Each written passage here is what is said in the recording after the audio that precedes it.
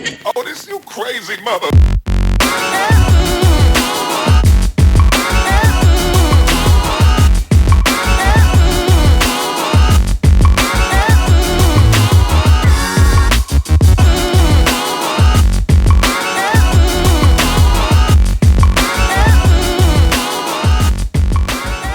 Welcome back to the MMA Mad podcast. I think it's the second time we've recorded in 3 days, so we're really pumping them out recently. Got a lot to talk about. Some unfortunate news with the Jose Aldo, Conor McGregor rumors. I don't know if they've been confirmed, but I don't know if the UFC's made an official decision yet. But we'll definitely get into that. UFC Berlin was last weekend, and we have Machida versus Yoel Romero coming up this weekend. But before all that, one of the fighters at UFC Berlin, Arnold Allen, is joining us via Skype. We're actually going to have a new reporter, Stephen Ahern, who's going to take over the interview, try his hand at this whole podcasting thing and run things. So we're going to see how that's going to go, and then I will join you guys in a little bit. So whenever you're ready, Stephen. Thanks, Nick. So hi, Arnold. Stephen here. Based out of London, so not too far from yourself. I'm aware that you're an Ipswich guy. It was an absolute pleasure to watch you the other night, Saturday night in Berlin.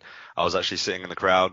I was pretty impressed with your performance, and just kind of leading off the back of that, just congratulations, first of all, on your debut win.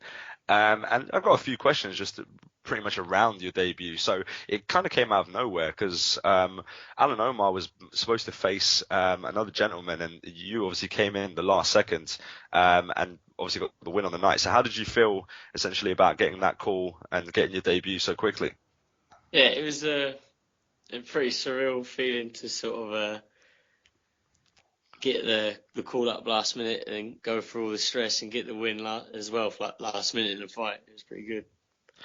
So how did the UFC go about contacting you? Was it something where did they contact your management, or was it you directly, or how did it go? My manager called me about it, so they must have contacted him first. My manager called me and said he thinks he's got me a fight for Berlin.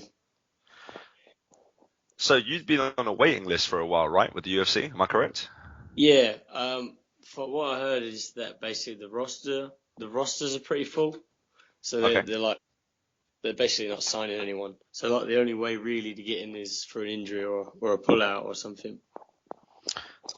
Yeah, and I was watching a video actually, I think it was post-fight, just regarding some comments that you made about having to literally drive up and down the country trying to get some health tests and kind of pass all your medicals and stuff like that. How was that feeling? Yeah, it was pretty stressful. I had to drive to Manchester for a 4-hour drive, get my MRI done, then back to London to get my eye test done the next day. So it was pretty stressful. Pretty intense. So, over to the fight then. So, fight night, from what I'm aware of as well, they normally split, the two kind of sides of the fighters into two locker rooms. So whose locker room were you in that night? Who was in mine? Taylor Laplis was in my change room, Scott Askham, Dennis Seaver, and Joanna Jacek was in there as well. So what would describe the feeling in the air to me, as you're getting ready for your first UFC fight? You're in foreign land as much as it is in Europe. I know the majority of your fights have been in the UK. You're in foreign land, you're one of the first up. You've got your fellow Englishman in there, Scott, who's already got the win. Describe that feeling to me. Yeah, I was pretty confident going in because everyone who fought before me, only two guys, Taylor and Scott, they both won. So, it was a pretty good feeling. You didn't get to see people walking back to the change room all battered and confidence. So everyone was walking back and having won. Yeah. That's good stuff. It must have been a very positive vibe for you, I think, in that case, being around people who were winning on the night. So speaking of your opponent, Alan Omar, so how much did you know about him going into that fight? Obviously, it was a quick turnaround. Had you seen him fight before? Did you know who he was? Yeah, I seen him fight Jim Ellis, who's the former Cage Warriors champ. I thought he beat Jim Ellis as well, so I thought he won that fight. Okay. And the finish, I saw, in an article that was written soon after the fight that you kind of let go a little bit prematurely. You felt the tap, but the angle of where the tap actually was, there could have been a bit of controversy if he'd said that there wasn't a tap. what was it? Was it just this sense of it's over because you ran off, you threw the gum shield? Yeah. Describe that to me. Yeah, I don't know really. Just a bit of a like amateur thing. Like I don't know why I just let go straight away. I should have squeezed until it was out really, but yeah, it was a mistake on my part. You got the win. That's the main thing, right? Yeah, for sure. So, on the subject of fighting in foreign land, then, so you have had some fights actually in the Middle East, in Jordan, correct? Yeah. So describe that feeling to me of fighting in a place like the Middle East, because from what I've heard, and many fighters have said, when they fight in countries like Japan, it's a bit more of a surreal sort of feeling with a very quiet crowd in comparison to how the UK is in America, where it's a lot more about atmosphere and it's a lot louder and a lot of cheering. How was it fighting in the Middle East? Was it any different to Europe? Yeah, it was crazy fighting in the Middle East. For some reason, they like me, so it was really good. Like, every time I fought there, like the crowd really got behind, and those guys like message me. They message me like every day, so I've always got someone from Jordan send me like a message asking when I'm fighting or where I'm fighting or telling me well done or something. So it's crazy. It's rad. That's pretty good. So the breaking news at the moment is obviously in regards to the division you fight in. Yeah. With Jose Aldo now, being identified with having a broken rib or a fractured rib. So just putting that to the side for a moment, out of, Aldo and McGregor, who did you have if you had to pick the winner? Who was your prediction going into this fight? Of course, hoping that it still goes ahead. I just thought Aldo was going to win. To be honest, you can't doubt him. What's he like? 10 years undefeated. So I mean, Yeah, how can you almost 10 against years. Aldo? Yeah, no, I agreed, to be honest. I think McGregor just had a certain essence around him where I'm a huge, I've been a huge Aldo fan for many years, but, Yeah. Being impartial, I think there is something surrounding McGregor, and now Yeah. you can almost see the feeling of there's going to be, accusations that he's faking the injury and things of that sort. I can imagine you can see that coming. Yeah, definitely. So, Yeah.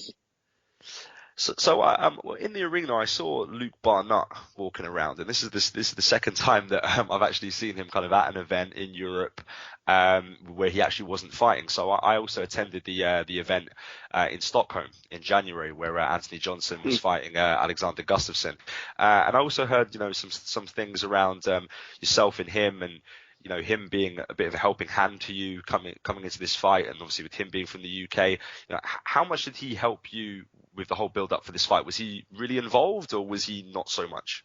Well, I hadn't seen Luke for a few months because he'd been out in America training at Alliance, so I hadn't seen him for a while because he's preparing to fight Munoz.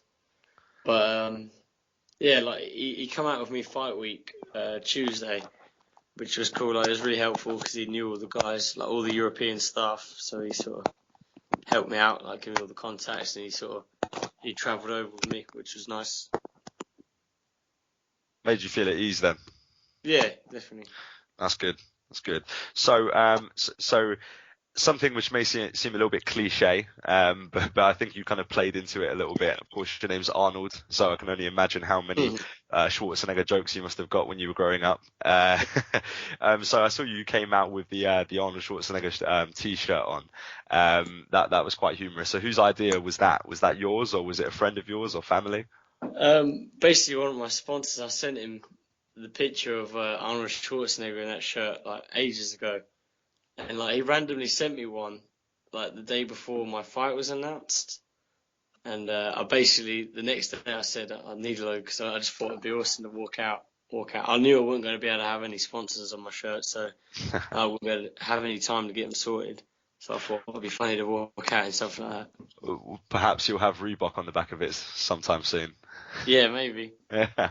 So after obviously a huge win like that, and what you described being on the call up list, waiting for somebody to drop out, have you had any word from the UFC staff at all about what's next? Are you now signed to an additional deal? Are you now waiting for another fight? Has there been any mention of anything like that? Well, no, there hasn't been any mention. I'm just sort of I'm sat drinking beer with my good friend Max at the minute, so I haven't planned any other fights yet. Okay.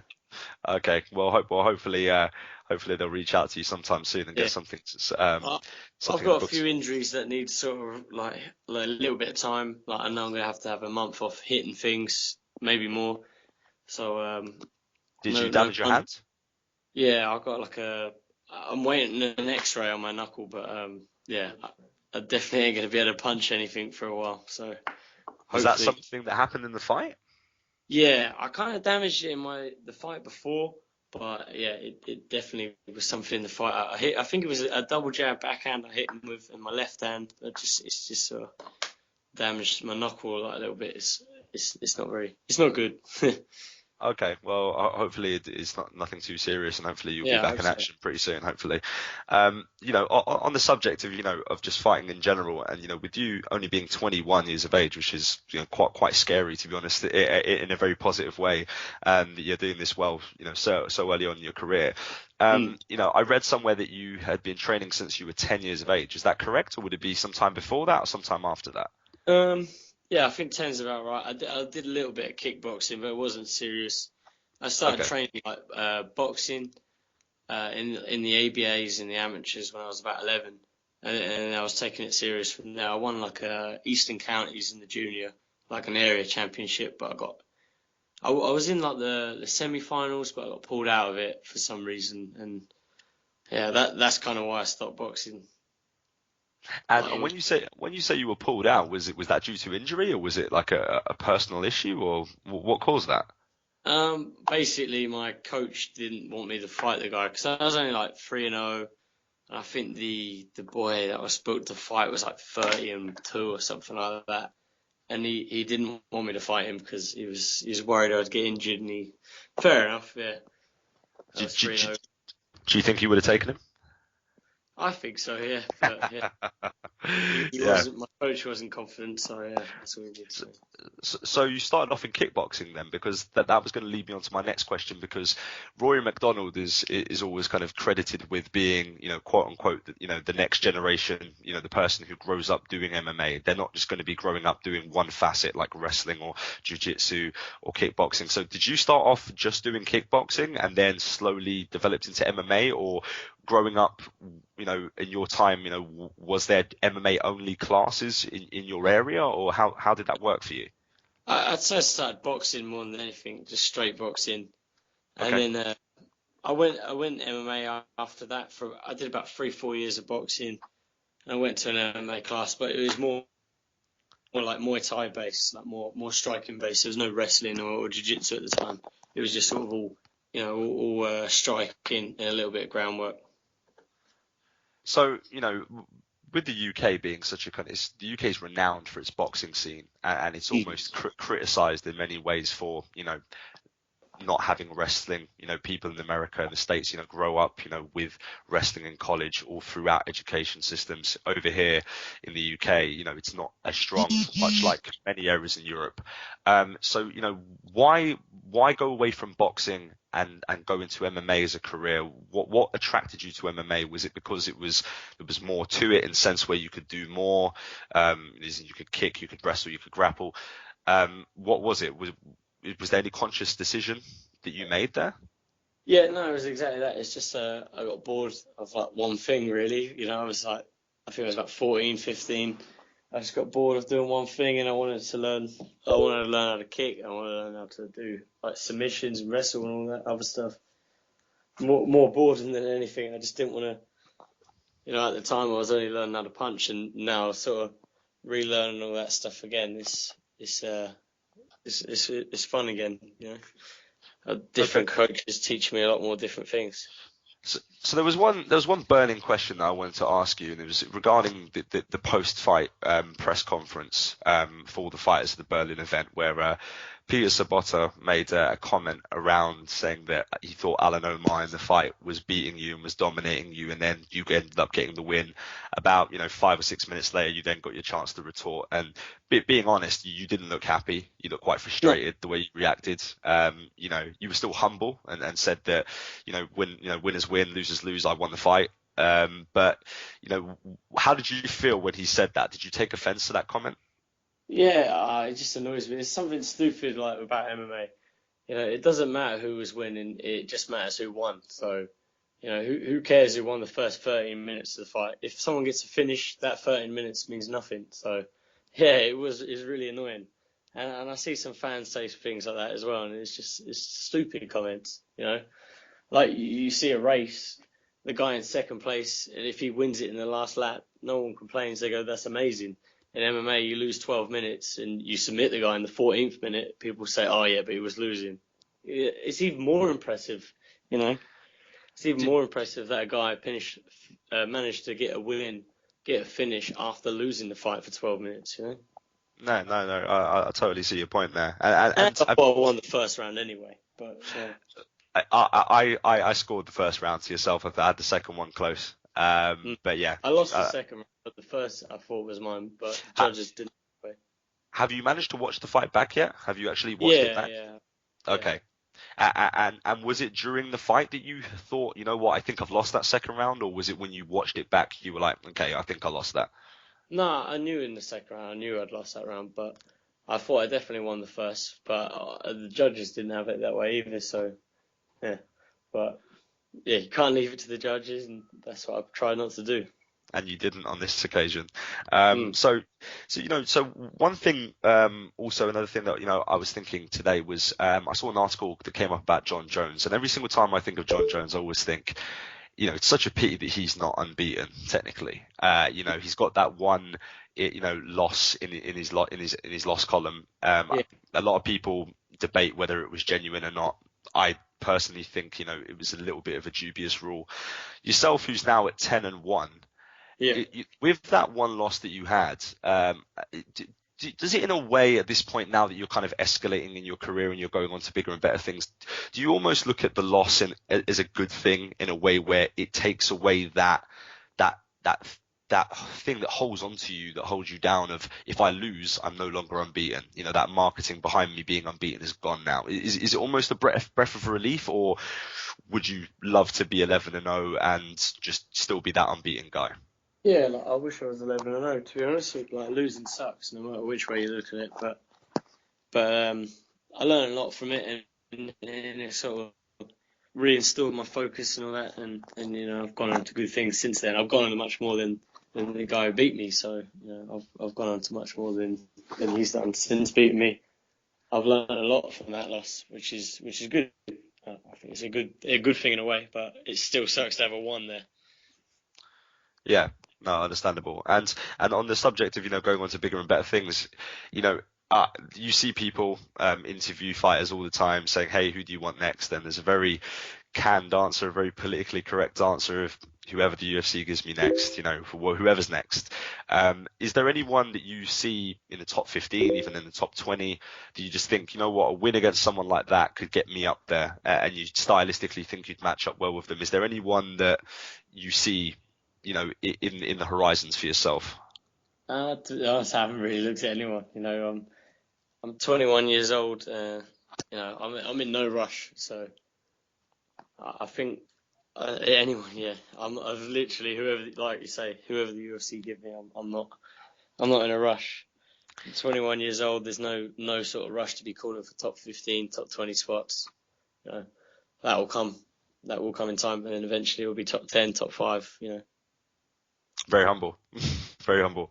And so, with there being some European cards coming up now, obviously there's one in Glasgow, and then there's been one announced to be coming up in Dublin by the end of the year. No fights or dates have been announced for that just yet. Do you have any sort of keenness on being based again in Europe, having another European card, or is this something that you want to do, go to the States and have a fight over there? How do you see that panning out, or is it no different for you, no matter where? Yeah, I'd like to fight somewhere different, like go away, you know, like Ireland's cool, but it would be pretty cool. Like I've never been to America before, so it would be pretty awesome to go to Vegas for a fight or something like that, you know. Try and go away somewhere I've never been. So, how did you celebrate the fight on Saturday night afterwards? Did you do anything to celebrate? I drank some beer and I took my dad out to some clubs and stuff because it was Father's Day. So yeah, it got pretty weird. It was good. Yeah, no, I can second that. I think I may have had a very similar experience. Berlin is an interesting place. Yeah. Um, yeah, so I saw on Twitter that you said you were going to go on a pancake binge. Has Yeah. that begun yet, or? No, it hasn't. I've just been eating Burger King. I haven't had any pancakes yet. Okay, well, have one on me. Enjoy. Um, yeah, so yeah, no, I think that's pretty much it from me. It's been an absolute pleasure talking to you, Arnold, and I'm looking forward to seeing you fight in the future, and hopefully we'll get another opportunity to speak to you in the near future as well. Yeah, for sure. That'd be good. Good luck. Thanks, man. Okay, everyone. So that was Arnold Allen. Thanks for spending some time with us there. Definitely check out his Twitter. His Twitter handle is ArnoldBFA. That's Arnold BFA. And also check out his Facebook page. He's facebook.com/arnold.b.allen if you want to check out anything more from that young British prospect.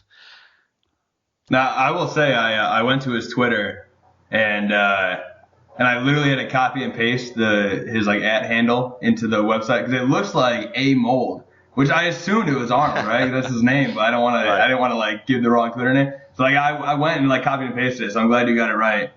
Just so people go to the right Twitter. But yeah. Yeah. Arnold BFA. That's the one. That is the one. Yeah, great interview. I thought it was awesome. I really liked his answer about the comment that was made about him in the post fight. Seemed very candid. I really like that metaphor. You know, it is a very unique thing to MMA where I believe the way he put it was, you know, if you're in second place for a race for a 12 lap race and you're in second place for 11 laps and then come back and win in the last lap, it's this amazing feat. But in MMA, it's almost like an asterisk on the win. That's how it's treated. People look at it like, yeah, you won, you got the finish, but it's almost treated like it was like a fluke or it was lucky or something along those lines, which obviously Right. isn't fair and is really unique to this sport. I think I don't think you see that in any other sport. So it was interesting to hear him make that metaphor to the race, and you can apply it to a lot of other things. If you're down by 10 in baseball, then you come back and win. It's amazing. Basketball, football, whatever sports you guys have in England, same thing. Same thing. I just realized I started off a bunch of American sports. Yeah, you're down by 3 goals in soccer and you come back and you win. It's this amazing feat. It's not like, yeah, well, they got lucky because they were losing by so much. It's a feat, and in MMA, it really is. It's not treated that way. So it's a very interesting point actually, because you know you think about a lot of the fights, you know, that have had that sort of ending to them. You know, one that comes to mind for me is Anderson Silva versus Chael Sonnen 1. Where you know, it was so dominant for 5 rounds, but then, you know, Anderson slaps on the triangle, you know, he gets the victory, and then there almost was that thing where you almost needed to see a rematch because, you know, and I'm fine with it. I wanted to see a rematch. Don't get me wrong. I couldn't wait to see it again because I wanted to know if that was just a fluke, you know, was Anderson's ribs hurt? And that's the only reason why it happened. But the win's a win. You know, if you can get a guy in a straight armbar via the triangle choke in the 5th round and he taps out, you know, if there wasn't a referee in there, your arm's coming off. So, you know, I think Arnold had a good point there, to be honest. Oh, absolutely. And I will say that's a tough example for me because at the time, and this is before I started writing or doing any of the journalism stuff, so I'm allowed to be biased back then. At the time, wasn't the biggest fan of Anderson Silva and really liked Chael. Now, obviously, things have come out about Chael with the whole, you know, like the steroids and lots of stuff, but I always thought that the whole bad guy thing was a character, and whenever you saw a candid view of Chael, he seemed like a really nice guy. So I was always a huge fan of his, and that was a tough fight for me because I was one of those people like, yeah, but he dominated for so long, and that's the opposite of what I just talked about with Arnold Allen, and you know, like it's tough, and it does make it exciting, and it did make me want to see the rematch. But at the same time, I was one of those people spouting off that argument back then about how, you know, yeah, he got lucky at the end because look how good Chael did for the rest of the fight. So. As much as I agree with his point, I am a hypocrite because I have used that as an argument in the past. Yeah, I'm very sure we all have, to be honest. I think it's the thing when you've got an allegiance to a fighter, and you're a fan, you know, you're gonna go with it. But I think, you know, I think Arnold is right. You know, when you think about it, you know, whoever wins, as long as it's, you know, not through some severe controversy, if you won legitimately like he did, and I don't really think he was losing the fight, to be honest with you. You know, when I don't either. That is different. You know, I think he was in control of the 3rd round, even if you did have him down the 2nd round. I thought he was well on the way to winning that fight, but it was just a great showing from him to go and get that choke because, because, I want to get your opinion also as well, Nick, on Nick Hine, who was also fighting that night, because when I watched that fight and I thought that was the exact opposite, where someone's in control of the fight, but you can almost feel they could turn it up a notch, and they don't. It's almost, the wind's in the bag, and I'm going to, just soar to the victory here. Well, whilst, I thought Arnold could have got caught, going for what he did, but, he got the choke, and he ends up, finishing the fight on his debut, which was a great start to his UFC tenure. Oh, absolutely. And as far as Nick Hine, I'll give him a little bit of a pass just because there must have been a huge amount of pressure. I can't even imagine. There must have been so much pressure of him performing in front of his home crowd. That's got to add more to it. But yeah, I agree. It is the opposite. At the end of the day, the one legitimate complaint, you hear Dana White complain about this all the time, and fans and stuff, is when fighters coast and they don't go for it. They don't go for the finish. They don't take chances, things like that, as you mentioned.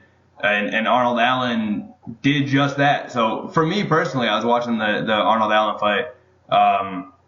That was the most exciting fight for me because it was so close, and that choke came out of nowhere. He's pressed against the fence.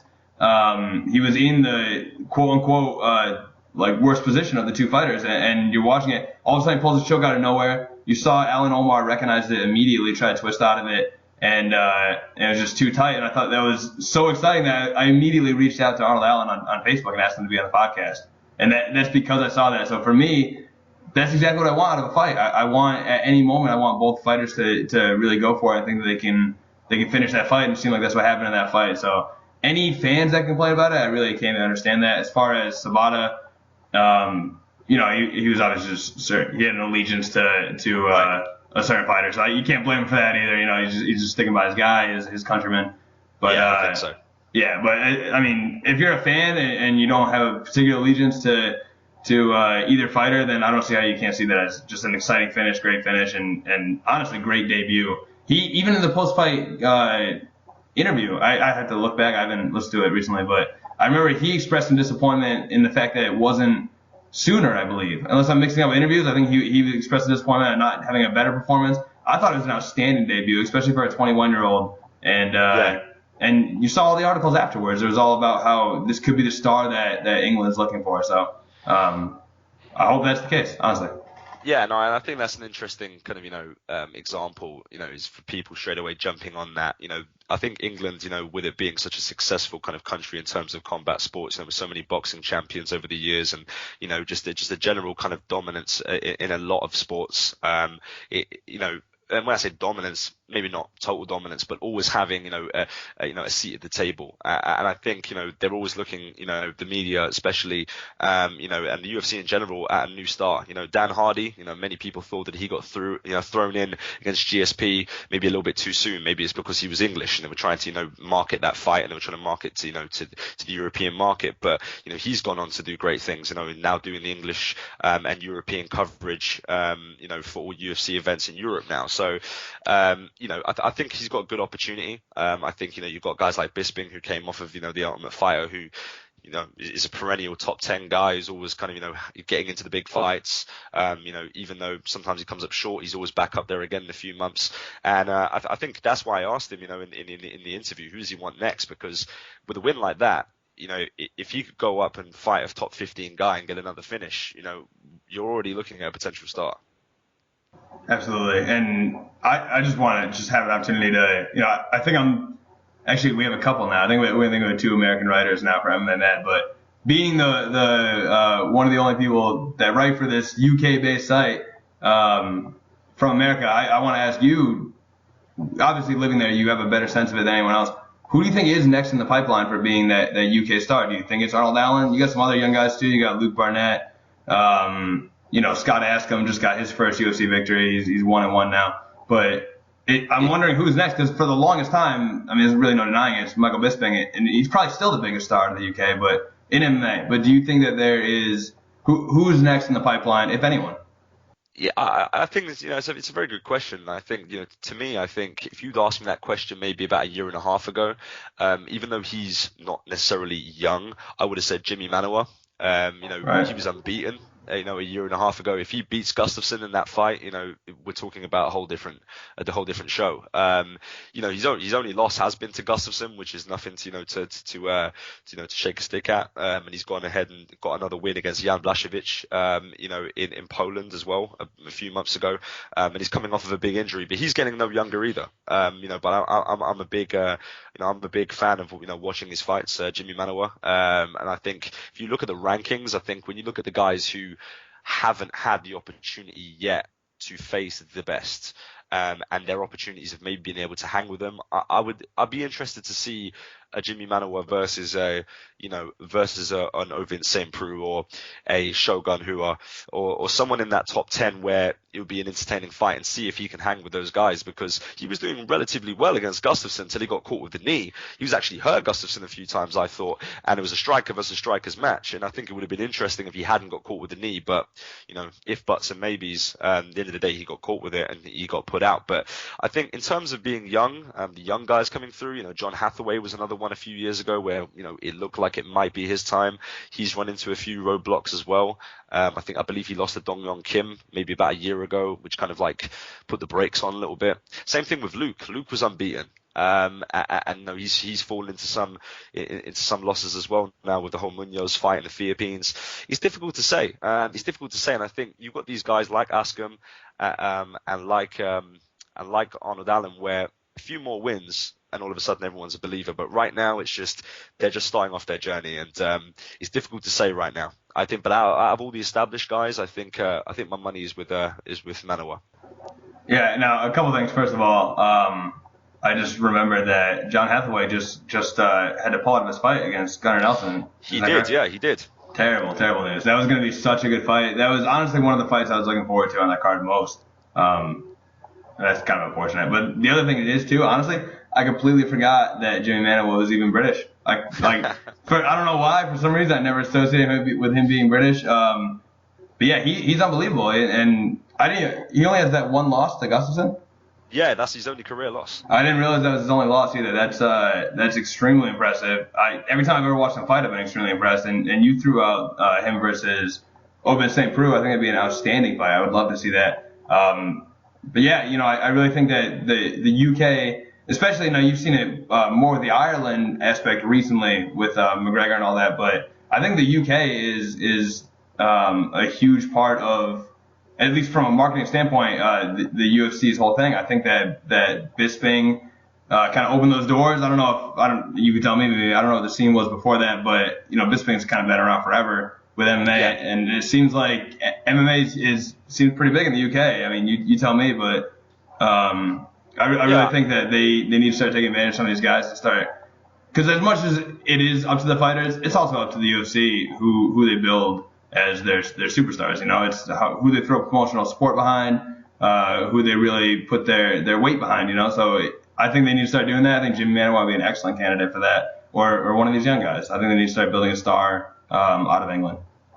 Yeah, no, I agree with that, and I just think, to be honest with you, as much as I think you're right about, it's who the UFC pick, it's who, they put their money behind and really push. I think sometimes it's just about going out there and grabbing, the horse by the reins, essentially, because, you look at Conor McGregor, his story of walking up to Dana White in the middle of a UFC event and asking him how much money he had in his pocket, cheeky sort of approaches like that, and say, I'm going to be a UFC champion one day, and, things which, someone like Dana White at that time probably would have just laughed it off and thought, here's just another Irish kid.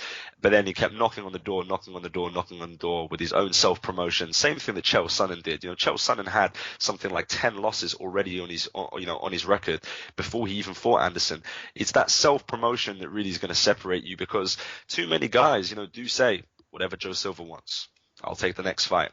Yep, whatever the UFC wants. Yep, it's okay. And you become just like the rest of the roster. And I think, especially being from somewhere like the UK or just anywhere in Europe, you have a following like the guys in Germany did. Like a lot of those guys, like Nick Hine, like Peter Sabota, those guys, are not right now top 15 guys, in their division, but the support they got just for being from that country, and even neighboring countries. You don't even need to be from Germany. So, someone from Croatia turns up and sees this guy from Germany, he's cheering for him just because they're in the same, area, of Europe. So I think it's definitely an untapped area, Europe, and I think we're getting there. We've now got Joanna as a champion.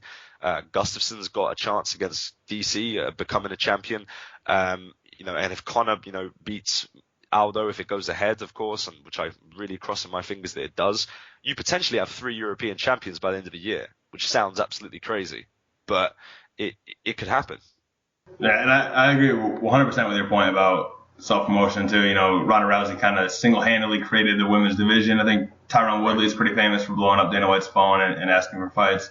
And I think a lot of what the UFC does is they find these guys who have that sort of unique X factor ability or whatever, and then they pursue that. I want to use I feel like exploit has a bad connotation, but they do find these guys who have this unique flair for drawing fans, and they exploit that. I can't think of a better word for that, but you know what I mean? They take advantage of the fact that these fighters have that sort of X factor, and that's who they chase. So as much as it is kind of their choosing who they throw their promotional weight behind, they don't just choose at random. They don't just draw a name out of a hat. They pick based on which fighters kind of present themselves as already having those sort of natural gifts. I did want to talk about. I don't even want to bring it up. It makes me really sad. But the news that just broke about Jose Aldo. What do you think that means for UFC 189? As far as I see it, assuming that now it seems like it's at least been confirmed that he's had at least like a fractured rib or something like that. I don't know how many details are out there, but it's been on enough media sources. It's been enough sources that have been confirmed that it seems like he's definitely injured in some way. But at the same time, UFC has not released an official statement on what they're going to do with that. Do you think that the right move is to postpone the fight? Do you think the right move is have McGregor fight for an interim title? What do you think that they should do with this? I think, at this point, it seems like the real solid fact is that there is an injury. And I was hoping that it was just, something went wrong, it wasn't true, but it does seem like there's an injury. Now, what kind of makes this difficult now is that it's a fractured rib. It's you can fight with a fractured rib, but it's going to affect you. And that's the kind of thing now where if those two fight and McGregor wins, there's going to be that asterisk over it. And if Aldo still wins, then that's the big heroic, oh my God, he still won even with a broken rib. But, it allows McGregor now to go, hey, I'm going to go to the body. I'm going to kick him to the body a whole lot more. I'm going to punch him to the body. It's a real unfair advantage. And I'm quite concerned to actually kind of think who actually leaked this story from his camp. Someone's leaked this, is what I think. But with all the money they've put into this, or with all the great advertisements and, the world tour and all that sort of stuff, I just think about it, being Pacquiao versus Mayweather. With all of that, it's eventually going to happen. And then it just didn't happen again for 3 or 4 months. It would just take the wind out of the sails. So I almost think it has to happen. If you can get in the cage, he has to go there. But in the interest of fairness, I don't know. I think he's going to be at a big disadvantage, personally. Oh, absolutely. I don't think it's fair at all, to be honest. I broke a rib, trying to think, 3-4 months ago maybe. I want to get the sympathy of the fans behind me, but I was playing flag football. There's a guy much taller than me, and very big, probably 2 maybe 3 times my size. Threw a giant clubbed hand at my chest, broke my rib. I'm kind of a hero in that way, but it's not a big deal. But what I will say is that I couldn't even lay down without it hurting. So as far as Aldo's training leading up, it'll feel better on fight night than it will today, because obviously as time goes by, it's healing. But it's going to affect his training for we're like 3.5 weeks away.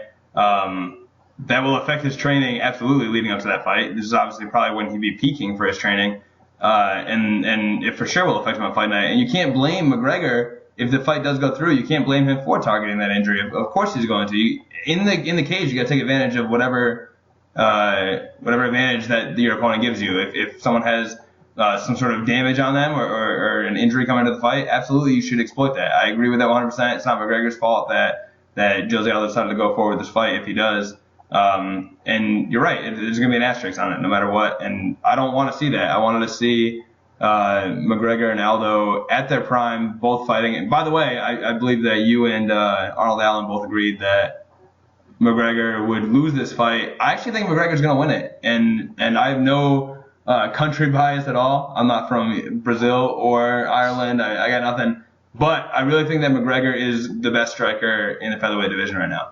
I think that, although I do think it gets overblown a little bit, I think that his grappling is his weak point. I still think he's a good grappler, and even beyond being a good grappler, I think that he has great takedown defense, which is important as a striker. We saw that with Joanna this past weekend. She might be a pure striker, but if she has good enough takedown defense to not get taken down, well, guess what? You're going to have to strike with her the entire fight. So I think McGregor has great takedown defense, and that right there means that you're going to have to stay in his striking wheelhouse the whole time. But I do think he's the best striker in the featherweight division. I really do. And I think that the Aldo fight will remain on the feet for at least the majority of the fight. I think he's going to win on the feet. I think he'll struggle way more against somebody like Frankie Edgar or Chad Mendez or somebody who has more of a wrestling background. That's what I'd be interested to see him face. But yeah, so see that's what I was going to lead on to next, because this is actually something that I've been discussing with quite a lot of people. Is that indirectly, is this almost the worst thing that could have happened to Conor McGregor, in a way where if it somehow does go to an interim title match, the whole criticism that everyone had that he's never fought a wrestler, he's skipping the queue, he hasn't beaten anyone in the top 5, like Poirier was kind of around 5 or 6, does he now fall into that trap of, if he goes in there against Edgar and then loses, all of the hype is gone? Because now it's, well, we told you so. The wrestling, there you go, there's the kryptonite, and then the whole him versus Aldo thing just kind of goes out the window. Do you think that could happen? I really do think that, as I just said, I think Frankie Edgar and even Chad Mendez, I think those are nightmare matchups for McGregor. Now, that's not saying that McGregor can't beat those guys. We won't know until we see it. But I do think that those stylistically are nightmare matches for McGregor. And honestly, as good as Aldo is and as dominant as he is, strictly stylistically, I think that is a good matchup for McGregor. I think that, Aldo has somewhat of a submission pedigree, but he likes to strike. And chances are when he fights McGregor, it's going to be a striking match. And that's McGregor's strong suit. McGregor's got the size advantage. I think he's a very creative striker. I think as good as Aldo is, I don't think he's faced a striker like McGregor in his entire career. I really don't. And I think that was, as good as Aldo is and as dominant as he is, I really think that was McGregor's ideal opponent as far as succeeding. And I think that if he does fight somebody for an interim title and he loses to a Chad Mendez or a Frankie Edgar, who is universally accepted as not being as good as Aldo, Aldo's like pound for pound king right now. I believe he's number 1 on that list. After John Jones went down. Yeah, I'm looking right now. He's number 1. So Jose Aldo being number 1 on that list. Anybody else he loses to, even if it is because of the style, is going to make McGregor look bad. It's going to make him look like he lost to somebody who's not as good as Jose Aldo, somebody who Jose Aldo's already beaten, and it'll kill his hype. So I don't know. He'll be able to get it back with his microphone skills, and I'm sure he'll win a couple more fights. But that would absolutely be a huge blow to McGregor. So I think it'd be terrible, to be honest. So, leading off the back of that then, there's also, I just kind of want to get your opinion on this real quick, is that, there's this thing, there's this idea that McGregor didn't earn the shot. He was handed it, fights against guys like Brandao, guys like Siva. When you actually look at the rankings, Jose Aldo's beaten everyone ahead of McGregor. So do you think, in a way, do you think it's fair? Do you think, come on, give the guy a break? Aldo's beaten all these guys. He's beaten Mendez twice. He beat, Cub Swanson in something like 30 seconds or something with a flying knee back in WEC. Is that the way you look at it, or do you still kind of think that they kind of have a point?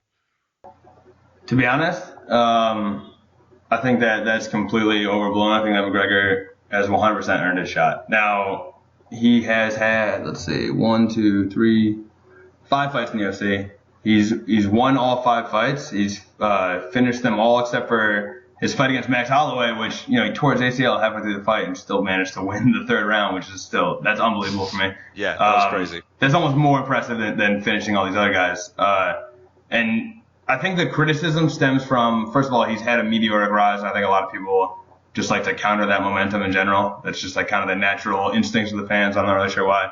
But also his most recent fight against Dennis Siver was a step back from Dustin Poirier. I think most people would agree with that. Dustin Poirier was his strongest opponent, and then Dennis Siver a step back from that. So although it's not his fault, and although it's another win, and in no way should beating a guy who isn't as good as your last opponent detract from the fact that you're ready for a title shot, I think it did for fans who are kind of looking for an excuse anyway. They looked at Dennis Siver like, how does beating Dennis Siver earn you a title shot? But he beat Dustin Poirier, and then he beat another guy. It shouldn't even matter who it is. And, he's on this crazy win streak right now. His last loss was, he's only at 2. His last loss was in 2010. Quite frankly, it's not even the same Conor McGregor. It's a completely different fighter. So essentially, modern day Conor McGregor is undefeated. He's on this crazy win streak. Tons of finishes, tons of pressure on him, and he keeps delivering. I think he's absolutely earned the shot. And like you said, Jose Aldo has cleaned out this division.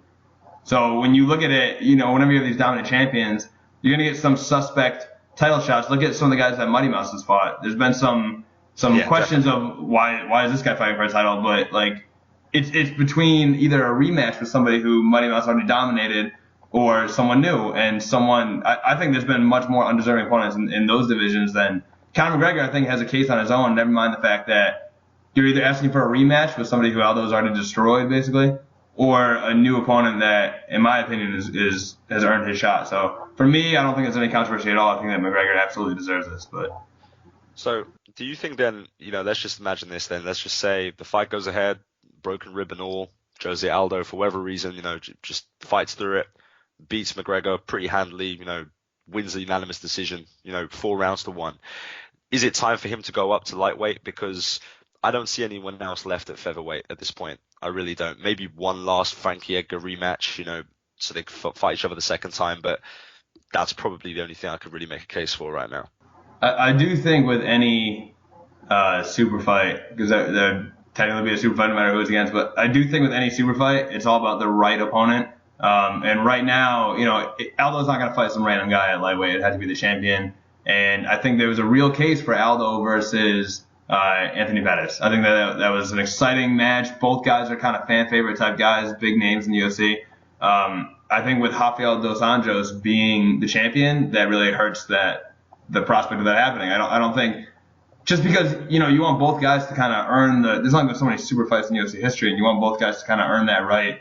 And I think Jose Aldo versus Rafael dos Anjos would be a tough sell. I don't think that. Now, obviously, Jose Aldo, like you said, he cleaned out a whole division. It's time to move up, and I get that. But with Rafael dos Anjos, I really think that a lot of people will be questioning why is this guy one of the few fighters in UFC history who have been selected for a super fight? And it's no knock on him. I mean, what he did to Anthony Pettis is incredible, but I just think that he doesn't have the household name value that Pettis had, and I think that's the main thing that hurts the super fight. But yeah, I tend to agree. I tend to agree with what you're saying there, to be honest with you. I think, I thought what RDA did to Pettis in that fight was amazing, but, he's got a lot to prove. He's got losses, against Khabib already, which he needs to avenge.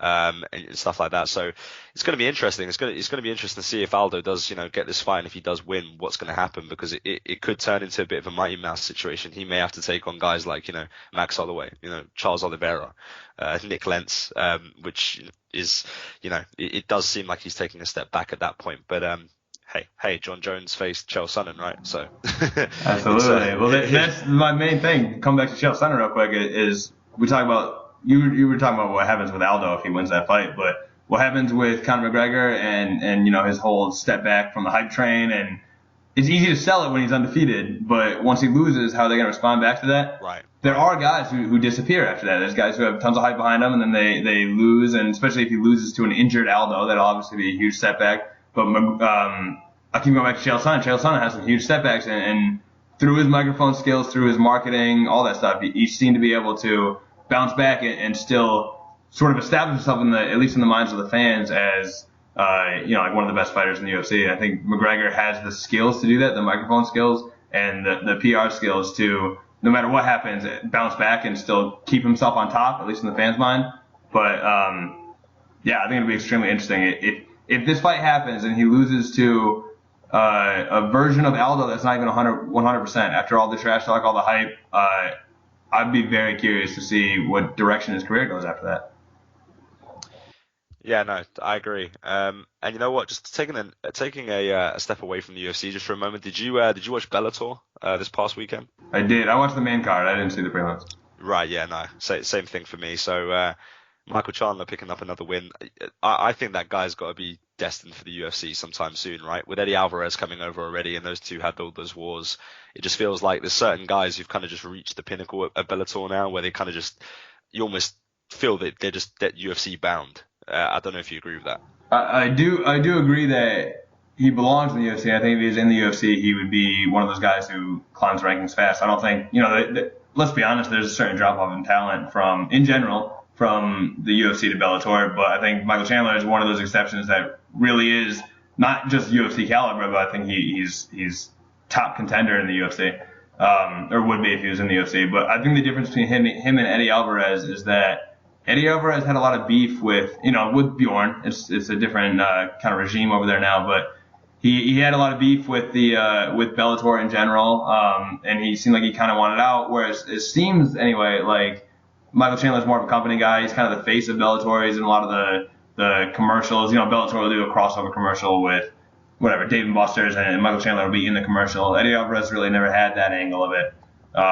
So I think that he is more tempted than other Bellator fighters to stay in Bellator, just because in the UFC he's going to be kind of thrown in the mix with a whole bunch of other stars, whereas Bellator he's the guy. So I don't know how appealing that is to him personally. It's kind of up to him, but if he does go to the UFC, I really think he'll be extremely successful. I think he's unbelievable, and his performance last Friday was unbelievable. Yeah, and I'm just checking out his record here, and so I'm actually quite shocked because I remember him back when he was 12-0, and I know he had that war with Alvarez, and it was it went split decision way of Eddie, but he's got back-to-back losses with Will Brooks, and he lost by TKO in the second one, but another split decision there as well. And that's kind of almost like the Frankie Edgar feeling, isn't it? Where before you know it, you've got 3 losses stacked up and someone's going, hey, you've lost 3 in a row, but they've all been super tight decisions. And it's like, well, all of a sudden my record doesn't look as great, but I'm just as good of a fighter. Yeah, absolutely. And I do think Will Brooks is a very good fighter. And I think that in a lot of ways, because he doesn't have the household name that other people have or whatever, I think that those almost look worse to someone who's just looking at his record that he lost to Will Brooks. But I think Will Brooks is great, and that actually reminded me after his fight, he called out Will Brooks. So obviously, he doesn't have plans on going to the UFC, at least in the public eye. And that's kind of emphasized by the fact that he didn't use his post-fight thing to just kind of build himself up. He called out another Bellator guy and sort of started the promo for another match with him, but. Yeah, I don't know. It was really interesting, and yeah, he's one of those guys. Frankie Edgar has a decent amount of losses on his record, but is he one of the best fighters to ever enter the octagon? Absolutely, and he still is. I still think he's at his peak. So, but sometimes the record isn't always indicative, like you mentioned. But yeah, of course. So, what did you make of the main event, Kimbo and Shamrock? Because Joe Rogan's come out and he said that he thinks it was. He said it looked very fake. So he's hinting at the fight being fixed. No, I saw that. I saw the post. I think I saw it on the morning report actually, and then I went back and listened to the actual podcast. But I don't think it was fake. I just don't think they're that good anymore. And I hate to even, because Ken Shamrock's obviously a legend. UFC 1, been around forever, but he's 51 years old, and you can't deny that fact. And then Kimbo. I have a lot of respect for what he did too. Came from pretty much nowhere. He's fighting in backyards in Florida. There's been a couple other guys who've come from that scene. Alex Caceres comes to mind, but there's been a couple guys who come from that scene since then. But Kimbo was kind of the first guy to all of a sudden he's basically a professional street fighter in Florida, and comes and actually makes it in the world of MMA. But that's all striking for the most part, and he hasn't really shown a lot of ground prowess and grappling prowess. So basically what I saw in that fight was 2 extremely telegraphed takedown attempts. Both landed, took Kimbo down right away. Ken Shamrock got a little sloppy on the ground with the rear naked choke and kind of gave up position and lost that. And then one hard punch that knocked out a 51-year-old. And that sounds like a really cynical take on it, but I really think it was I think most people agree it was kind of a freak show circus fight in general. To kind of draw in the casual fans, and then I think the quality of the fight just wasn't that good. So do I think it was fake? No. I just don't think it was a high quality fight. And Yeah. it's unfortunate because the rest of that card was so good, but then also, and I think I mentioned this on the last podcast too, but Matt Bissett, a guy who used to fight for Bellator, came on the show 2-3 episodes ago maybe. He mentioned that, Scott Coker did this in the Strikeforce days too, and what it is that you bring these kind of freak show, circus attraction, whatever you want to call them, type fights that are going to bring in the casual fan, but the casual fan is probably going to stick around for the entire main card, and they saw some great fights. I think the rest of that main card was stacked. I think the fighters really performed. So was the main event kind of a joke in the hardcore MMA fans' eyes? Yeah, kind of, but at the same time, it brought in these casual fans who got to see really high quality MMA. Hopefully they're a fan of Pitbull now. Hopefully they're a fan of these other fighters that succeeded and did really well. Michael Chandler, Daniel Strauss, they look great. So hopefully those fans that came in casually are now fans of these guys who actually are at the peak of their game and really putting on great fights. And that kind of like brings me to something that I recognize, and I want to know, someone like yourself who's obviously a huge MMA fan as well. I don't know if you've clocked onto this as well. So I was discussing with a close friend of mine how it seems like the UFC have changed their kind of not marketing's not the right word, but their direction with how they're trying to push certain fights, because I've recognized specifically over the last year or so, maybe not even that long, maybe 6 months, they've had like a marquee name at the top of the prelims before they go into the actual card, and then the bottom half of the main card tends to be quite weak. So it's almost like there's a main event for the prelims, and then there's like the big fights, the co-mains and the mains of the actual card. Like Uriah Faber was the first one, I think, to do it, where for some bizarre reason Uriah Faber was at the top of the prelims. I'm thinking, well, hey, Uriah Faber's bigger than these guys on the card, on the actual main card. Why are they doing this? And my friend made a good point. He said, well, think about it. You're getting a marquee guy on free TV who's saying, hey, look how great I am. Why don't you go buy the actual card? And that might actually work, I guess, in a way. And that's, I guess, kind of what you're describing indirectly with maybe what happened with Shamrock and Kimbo. Right. Now, I'd have to see the numbers. I don't know if it actually has worked, but I think that's definitely their intention with doing that. And I was going to say Uriah Faber, he's a guy that's done it. I feel like they've done it with Misha Tate a few times. And what they're doing, they 100%, not only are these guys household names, they also tend to put on very exciting fights. Most Uriah Faber fights are exciting. Most Misha Tate fights are exciting, just stylistically the way they fight. I think that they've done that absolutely as a last ditch. You're watching on free TV, hanging out with your friends, and all of a sudden the card's over. You just saw a really exciting fight. At least on paper, that's what they anticipate. You see a really exciting fight, and then you're like, you know what? We're all here anyway. Let's buy the pay-per-view. Now, I don't know if it actually works, but that's definitely their intention, I think, and it is similar to what Bellator does. And honestly, I think it's smart. And at the same time, even if someone doesn't buy the pay-per-view and it doesn't turn into real revenue, they're still seeing high-quality MMA. They're probably going to tune in for the next UFC event. So I think that putting that on free TV, at least like one really solid fan-favorite type fight on free TV, I think is a good move. If not in the short term, at least in the long term. Agreed. So coming up this weekend is UFC Hollywood, is how they're marketing it. With Machida. Is that really? Is that what they're putting on the posters and stuff? Oh yeah. Oh god, it's a joke. Hollywood, Florida. Hollywood, Florida. Yeah, I didn't realize that, but yeah. So we've got Yoel Romero taking on Lyoto Machida. That's the real big fight for me on that card. There's a lot of guys on the card which maybe the casual MMA fan wouldn't be so enticed with. Lorenz Larkin is in the co-main event. Obviously, he made a bit of a name for himself as well in Strikeforce. But I'm keen to get your prediction on the Yoel Romero Machida fight, because I've been going over in my head all day with what's going to happen, and I'm going with Machida, but I'm just thinking, because I don't think Romero is Rockhold, but what Rockhold did to Machida, like, I just can't get that out of my head. I'm just like, how did that happen? Like, how did he get dominated in such a fashion? Like, is he just maybe going over the hill now? Like, I don't know. Is it that time?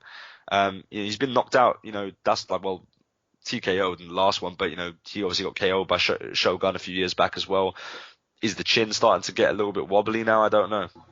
Yeah, I don't know either, to be honest. I think Rockhold is the real deal. I think that he's an incredible fighter, but I really did. I have to look back at my predictions, but I'm almost positive I picked Machida in that fight. I believe that was Machida's first fight after losing to Weidman, correct? Yeah, I believe so. And I think I think Weidman's also the real deal. There's been some people who are kind of speculating about that too. Coming off the Anderson Silva fights where they flukes, whatever. But I think Weidman's incredible. I think that what Machida did to Weidman doesn't poke holes in Weidman's game. It just makes Machida, it proves how good he is still. I think that he looked incredible against Weidman, even though he lost. He had a great, I believe it was the fourth round, outstanding fourth round. The whole fight was a great striking match. And I was very surprised. I thought that he was going to beat Rockhold. I thought that Machida was honestly the best Machida we've ever seen. That's saying a lot. He's former light heavyweight champion. I think Machida was incredible, and what Rockhold did to him did shake my confidence a little bit. But as you said, I don't think Yoel Romero is anywhere near what Rockhold is, and I think Machida's still going to win this one. Machida's takedown defense is very underrated as well. Romero's going to obviously be going for these big power takedowns. I think Machida's defensive footwork and his striking is going to keep him out of trouble with his big power shots by Romero, and I just think Machida's going to win this one. I don't see Romero doing to Machida what Rockhold did, but I will say what Rockhold did shake my confidence in what Machida has left in the tank. Yeah, no, agreed. And just to correct myself there, actually. So Machida actually fought CB Dollaway in between Weidman and Rockhold. Right. But he won that, correct? Yeah, he won it in 1 minute.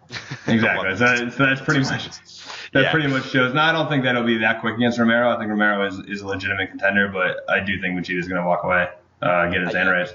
And I think the thing that kind of does it for me really is seeing how tired Romero got in the Tim Kennedy fight. There was that whole controversy going on when he was on the stool, and they put too much Vaseline on his face, and he went on and got the KO, but he was so tired, and Kennedy rocked him. He was all over the place at the end of that second round. So I'm just thinking over 5 rounds, if Machida could stay away from the power shots, which I think he can. He's so elusive, and I think Romero obviously made his bread and butter in wrestling. I don't think he's gonna have this second guessing style of boxing, which is just gonna catch Machida off guard and then manage to land a shot on him. But yeah, I would have to go with Machida. If I was to make a prediction on this one, I'd probably go with Machida.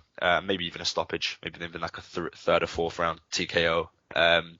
But I'm hoping it's a good fight because Romero's on a nice little run right now. So if Romero could somehow pull out a win, once again, it makes the top of that division interesting again, because then you've got a guy who's on a streak where do we then see Romero versus Jacare? Do we see Romero versus Weidman? Maybe, it just keeps that division relevant because for so long, the middleweight division was so irrelevant. In my opinion anyway, you had Anderson and then there was everyone else, and now all of a sudden it arguably has got one of the best top halves, in regards to the rankings of all the divisions in the UFC.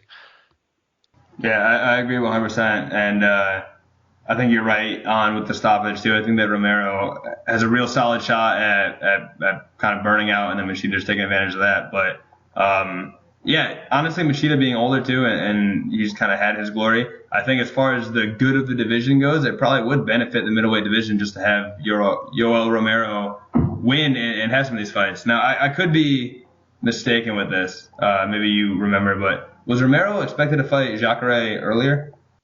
I believe he was supposed to fight Jacare and then he got injured. That rings a bell with me. I don't know if I'm making that up or not, but it seems like that fight was like already booked. Jacare pulled out due to pneumonia, so that was due for January this year. Yeah, so he was ready, but Jacare got ill by the sounds of things. So I think that'd be an outstanding match if you had, Rockhold when he beat Machida kind of already called out Weidman and said he wanted to fight him in New York, assuming that fight goes through. That's kind of a ways off still, and that'd be a long layoff for Weidman to wait all the way till, I believe UFC has a date booked in December. So that'd be a long wait to have Weidman fight Rockhold in New York, but assuming that happens, then Rockhold's kind of tied up. I think having Romero, if Romero can get past Machida, having him fight Jacare, kind of that fight that was supposed to happen and never did, would be a really exciting number one contender match. But I mean, you never know. You got to see how these things pan out and then make the decision based on what you have to work with. And that's always been Dana White's approach going into it. And real quick, by the way, Dana White, Dale, who is the founder of MMA Mad, just contacted me on Facebook and said that Dana White, I'm sure you guys know this by the time you're listening to it, but he just tweeted, "Relax, everyone," in reference to the Jose Aldo Conor McGregor fight. I don't know what that means. I don't know if that means that it's fine, the fight's going on, or whatever, but that's the first. Hold on, I just got another one. Yeah. Yeah, I've just seen the tweet now saying relax everyone. So yeah, I read into that thinking that maybe everything's okay. Right, and Dale just messaged me. I'm going to read it verbatim, so hopefully there's nothing bad in here. But it said, latest on Aldo, he's not out of the fight at the moment. There's pressure on Aldo to fight on. Edgar and Mendez have been contacted by the UFC. Pressure is, even if Aldo falls to the pressure, will he even pass Nevada's pre-fight medical check? Things aren't looking good. So, it seems like there's pressure on Aldo to fight. But he's still got to get past the Nevada medical check, and a broken rib is obviously nothing to mess with. But according to Dale here, it seems like they've contacted Edgar and Mendez as potential interim title fights, or at least just a filler so that McGregor doesn't have to back up that card. I don't know if they'll make it for a title. Probably not, to be honest. It'd be kind of messed up to have an interim title fight off a small injury like this. Although if it is just a fractured rib, he'll probably be back soon enough where you don't have to jump to those conclusions. But yeah, a lot of interesting stuff going on. We'll definitely have the latest on MMA Mad, but it's going to be extremely interesting to see how this whole thing pans out. Disappointing news, but with the whole John Jones, Daniel Cormier thing, it's almost like the hype got built up even further, and the fight was even better by the time it happened.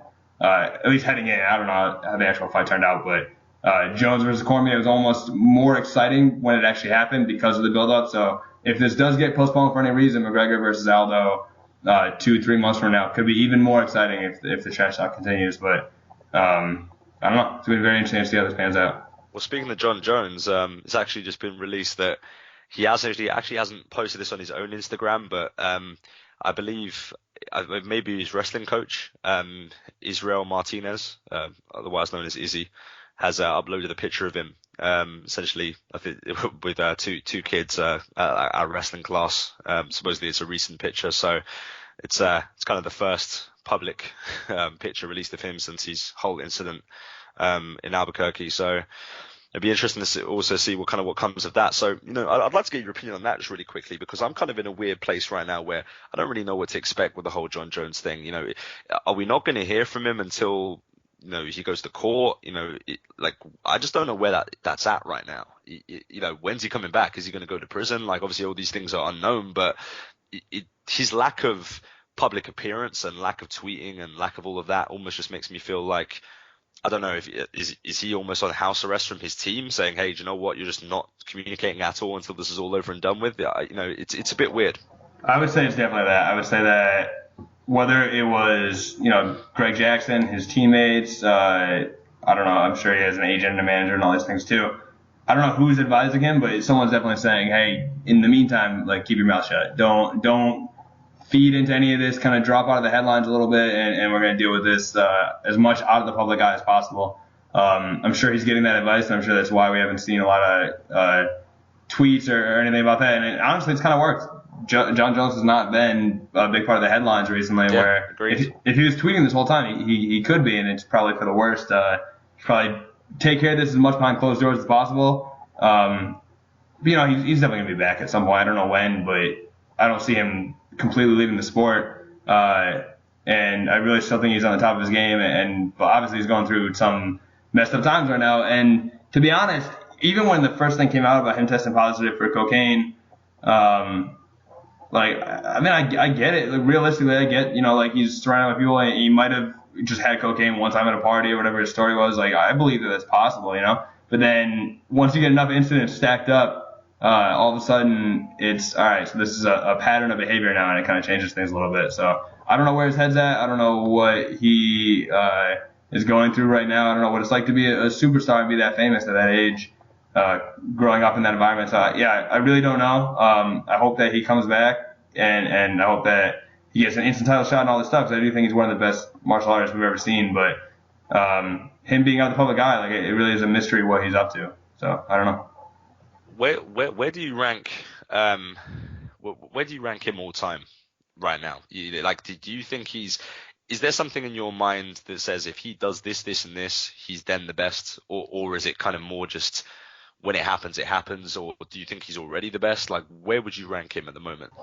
Well, I feel like my opinion on that is a little different than the general MMA media or fans or whatever, because for me personally, and it's not just personal bias either. I really think it's kind of a universal thing that Anderson Silva is the greatest of all time, and I don't even necessarily agree with it. He has lost on his record, and they were early on, sure, but when you're talking about the greatest of all time, you are nitpicking details. So with Anderson Silva kind of being accepted as the greatest of all time, I don't even know if I agree with that. I thought that it was between John Jones and GSP, to be honest with you. That's what I've always thought. John Jones, I felt like had a lot more to prove just because he is young, but at the same time, you can't fault a guy for not even facing the challenges yet. Because every challenge you put in front of John Jones, he's succeeded. So it's not his fault that he hasn't had the full career because he is still a young man.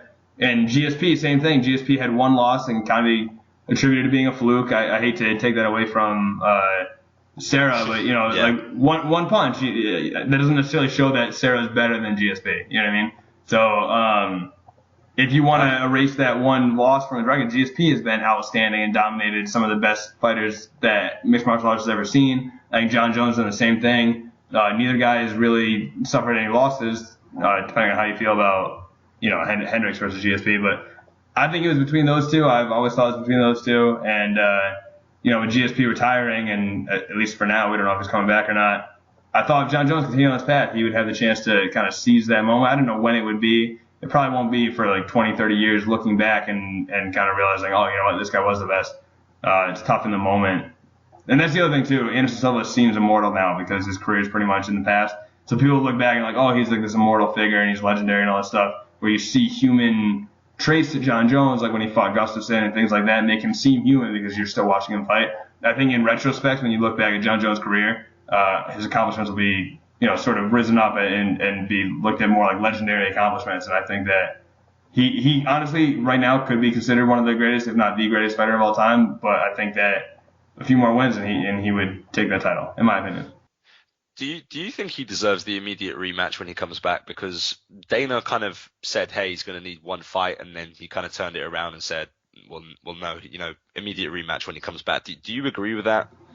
I do. I think that he deserves the immediate rematch, and the reason I say that is because he's gotten into trouble, and they've been legal troubles and cocaine and all that stuff, but it hasn't been performance-enhancing drugs. So in no way what he's been doing outside of the cage, I don't think in any way affects his what he's done inside the cage. So what he's in trouble for is completely unrelated. It should not take away from what he's accomplished in the cage, and assuming when he comes back, you would assume that means that he's also kind of cleaned his image up, whatever. Assuming he kind of bounces back from all that, and like how can you not? I just don't see how you can have John Jones fight in the UFC and have it not be for a title. I think he's one of the greatest fighters of all time. Definitely one of the greatest fighters right now, if not the greatest fighter in mixed martial arts. And I feel like if you have him come back and you're like, hey, he cleaned up his image, he's back fighting, I think it has to be for the title. I don't see how it could not be until he loses that right. But in the cage, he hasn't lost that right yet. He got his title stripped, but I really think that you have to have him come back and fight for the title. I think that's a fair enough point. I think to be honest with you, I think there's been way too many immediate rematches in cases of losses over the last 2 or 3 years in the UFC that I've almost kind of grown this affiliation to just not liking an immediate shot, when you're in a situation. And I think the way you just put it there is probably the best way of putting it, because you're right. He hasn't really lost his right, I guess, in the ring, so to speak. He hasn't taken performance enhancing drugs. He hasn't lost. So I can agree with that. And just leading off that point that I was making there, there's a big rematch coming up soon between TJ Dillashaw and Renan Barão. And Renan Barão has had a fight in between, but he wasn't going to. They were going to give it the immediate rematch immediately after he lost to TJ. Now, that one there was something about that rematch when it was proposed just rubbed me the wrong way, because I still am a big Barão fan. I see the guy's unbeaten. He lost his first ever professional fight and then went something like 30 plus fights unbeaten. He pretty much is unbeaten. And then he comes up against TJ Dillashaw, who, had losses to John Dodson, stuff like that. And I'm thinking, okay, he's got this. And TJ literally took him to school for 5 rounds and then gets the finish. I'm just thinking, after that, you can't give the guy a rematch. He has to go away and win another fight. It's one thing if it was a flash KO, if it was Chris Weidman, Anderson Silva thing where it just happened in the moment, but to dominate a guy his own game 5 rounds like that and then get the finish as well in such a devastating way with a head kick and then the whole flurry of punches, I just thought, I just didn't see the argument for saying, hey, Barao deserves to face that guy again immediately. And I'll be interested to think, to see what you think rather. Yeah, I agree 100%. Actually, I think I wrote an article after that fight about how that was the greatest upset of all time. And I think I even compared it to the Matt Serra fight, because Matt Serra got a lucky punch. Whatever you want to say, I'm not gonna say lucky. He landed one hard punch and won the fight. Right. Whereas Dillashaw outclassed Barao for the entire fight. You can kind of attribute he caught him early, and that might have skewed things a little bit. It might have made the rest of the fight Dillashaw versus some partial version of Barao as opposed to him at full strength. But he really did dominate the entire fight, and he got the finish at the end. There's really nothing to criticize about that. I think the immediate rematch was a little unfair to Dillashaw. And that was actually the example before you even mentioned it. That when you mentioned that there's been too many immediate rematches recently, that was the first one that jumped into my mind. That one seems undeserved to me. Silva, I get it. Even no matter what, he's, if not the greatest, he's certainly in the discussion for greatest of all time. Finally loses, and he lost because he got caught with one of those punches, same thing with Matt Serra. And I get it. I get the immediate rematch there. I would get it if Rousey lost. I would get it if Jose Aldo lost. I really would. It seems unfair to the challenger, but I would get it. It seemed like Barao was a little undeserved, to be honest. Yeah, no, I agree with that. Definitely agree with that.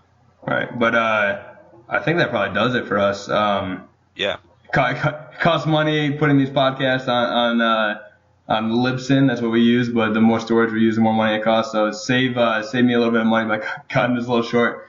Yeah, I think that it was a good episode. I don't know. We got a lot of exciting fights coming up. I really hope for the best of the Jose Aldo McGregor thing. Kind of devastated about that, to be honest with you. But hopefully it works out. Dale's last comment to me on Facebook was that he's not saying that McGregor is definitely fighting at UFC 189 regardless. But it seems like the fact that UFC's been in contact with Edgar and Mendes, it seems like if things aren't going to work out with Aldo, that they'll still have McGregor on that card. And I almost think they have to with the hype that they built behind this. Obviously, people look forward to McGregor and Aldo, but McGregor is one of the focal points of that card for sure, and just keeping him on there is probably for the best. So hopefully Aldo's on the card. Hopefully he's healthy. If for some reason he's not, Edgar and Mendes would be excellent replacements. I'd still be extremely excited for both those fights. So yeah, no, agreed. I think it would be a big test for Conor either way, but crossing the fingers, because one of the most anticipated fights I think of the year, and arguably of recent memory, to be honest with you. I agree 100%. I think that at least that fight in particular, and just that card in general, I think that's one of the best cards the UFC's ever put on. And unfortunately, very similar to the John Jones Daniel Cormier one, sometimes they put together these super cards and things fall through. It's kind of the nature of MMA. And I hate it. I hate when I see these cards and I'm just praying that this doesn't get ruined. And sure enough, Aldo is injured. But hopefully, like I said, hopefully we get the best case scenario out of this. Hopefully the UFC still puts together a really good show. They usually do. They usually deliver, despite what sort of obstacles get thrown their way. So, yeah, just hope for the best, I guess. Yeah, no, definitely. But yeah, no, it's been great talking with you, Nick, and hope to do this again soon. Yeah, great debut, Steven. I think that's a 1-0 debut for our new our new podcast host. We're gonna probably switch on and off. I think for those of you who haven't been following the sites closely, for a while it was me, Dale, and Jim, and we've recently started signing new writers, new talent, trying to get. I don't know if you guys saw. We had a reporter with Dale in Berlin. We're just trying to mix it up and trying to expand this whole thing of MMA Mad and trying to get the best product possible. So Steven is very much part of that, and yeah, great podcast debut. I appreciate it. Thanks very much, Nick. All right, take care, guys. You can follow us on Facebook at facebook.com/MMA Mad Official. You can find us on Twitter at MMA Mad Official. Check out our YouTube channel. Subscribe to this podcast on iTunes. If you're listening to it through the site, definitely go to iTunes. All the new episodes will get thrown right on your computer or phone. It's the best way to do it. And I think we have a lot of specifically Bama fighters that are kind of interested in getting on the podcast, but we're always going to try to bring you the most compelling guests, most compelling interviews. So definitely keep tuning in as we continue to grow this whole thing, this podcast, this website. We're expanding our YouTube channel, all that stuff. So Thanks as always for tuning in. We appreciate it, and we will see you guys next time.